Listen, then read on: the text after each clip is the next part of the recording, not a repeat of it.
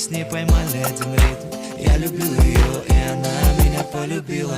Это история о чувствах двух влюбленных, Максима и Яны. Но отец девушки резко против отношений дочери с инвалидом.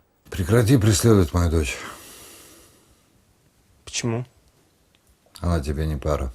Роль папы сыграл Айдар Зайнудинов. Он хорошо вжился в роль, благо у актера есть дочь. Я не профессиональный актер, но, видимо, со стороны любого отца, наверное, бы...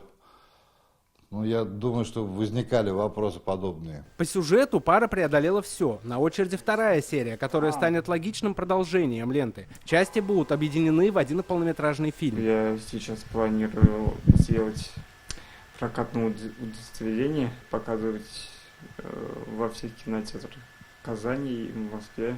Это не первая работа режиссера. Вдохновение Наиль черпает из реальных историй. Он показал, жизнь полная красок доступна всем. Я знаю некоторых людей, которые тоже инвалиды, вот, и боятся что-либо сделать.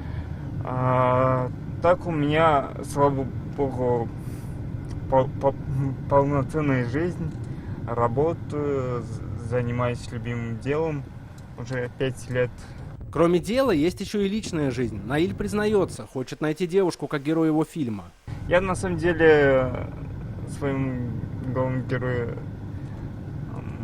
можно сказать, завидую. Он доказал прежде всего себе, все цели достижимы. Она папина дочка, точно, в моем сердце прочно.